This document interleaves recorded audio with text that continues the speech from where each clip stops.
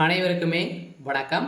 சற்று முன் கிடைத்திருக்கக்கூடிய ஒரு மிக மிக முக்கியமான செய்தி ஒன்று வெளியாகியுள்ளது.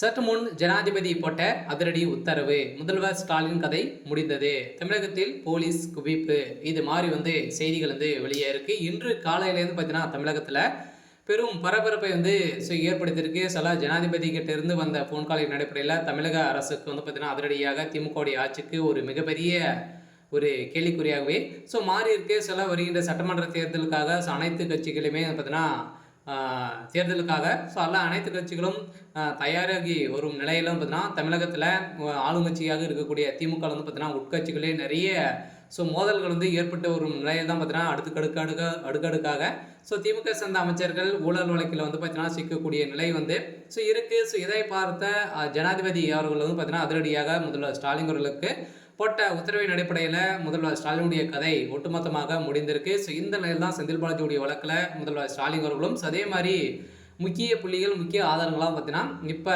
நீதிமன்றத்துக்கு கிடைத்திருக்கக்கூடிய நிலையில் தான் திமுக ஆட்சிக்கு ஒரு இன்னும் 48 மணி நேரத்தில் ஆட்சி கலையத்துக்கான ஏற்பாடுகள் நடந்திருக்கு அப்படின்ற மாதிரி ஒரு தகவல் வழியாக இருக்குது. இதை பற்றி இந்த வீடியோவில் நம்ம முழுமையாக பார்க்கலாம். அதுக்கு முன்னாடி நம்ம சேனலுக்கு இப்போ தான் நீங்கள் முதல் முறையாக வந்திருக்கீங்க அப்படின்னா மறக்காமல் நம்மளுடைய சேனலை சப்ஸ்கிரைப் பண்ணி சப்போர்ட் பண்ணுங்கள்.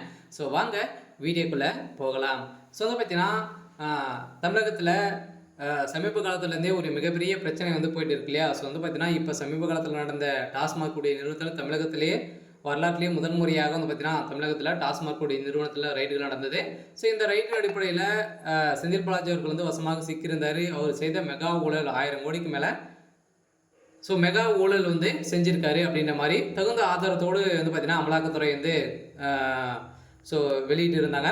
இந்த நிலையில் தான் இதற்கு உறுதுணையாக இருந்த திமுக தலைமுகம் வசமாக இப்போ சிக்கி கொண்டு இருக்காங்க. ஆதாரத்தின் அடிப்படையில் இந்த பணங்கள் இது வரைக்குமே 40,000 கோடிக்கு மேலே மெகா ஊழல் சென்றிருக்கு அப்படின்ற மாதிரி ரகசிய தகவல் வெளியே இருக்கக்கூடிய நிலையில் இப்போ ஜனாதிபதி அவர்கள் போட்ட உத்தரவின் அடிப்படையில் முதல்வர் ஸ்டாலின் அவர்கள் பார்த்தீங்கன்னா விரைவில் கைது செய்யப்படணும் அப்படின்ற மாதிரி போலீசார்கள் அவர்களுக்கு பார்த்தீங்கன்னா உத்தரவிட்டிருக்காங்க. விரைவில் இன்னும் 24 மணி நேரத்தில் முதல்வர் ஸ்டாலின் கைது செய்யப்பட வர்றாரு. அதே மாதிரி தான் உதயநிதி ஸ்டாலின் அவர்களும் பார்த்தீங்கன்னா கைது செய்யப்படுறதுக்கான ஏற்பாடுகள் நடந்துட்டு இருக்கு.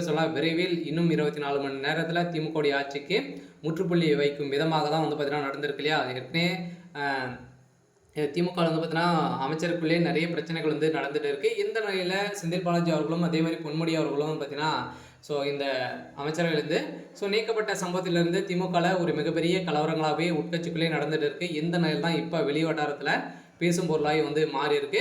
இதனால் திமுக ஆட்சி நடத்துக்கான தகுதியே இல்லை அப்படின்ற மாதிரி தான் குற்றச்சாட்டுகள் எழுந்திருக்கக்கூடிய நிலையில் திமுக ஆட்சி நடக்குமா அப்படின்றத கேள்விக்குறியாகவே மாறி இருக்கு. இருந்தாலுமே என்ன நடக்க போகுது அப்படின்றத வெயிட் பண்ணி பார்க்கலாம். இது மாதிரி செய்திகளை தெரிஞ்சுக்கணும் அப்படின்னா மறக்காமல் நம்மளுடைய சேனலை சப்ஸ்கிரைப் பண்ணி சப்போர்ட் பண்ணுங்கள். தேங்க்யூ.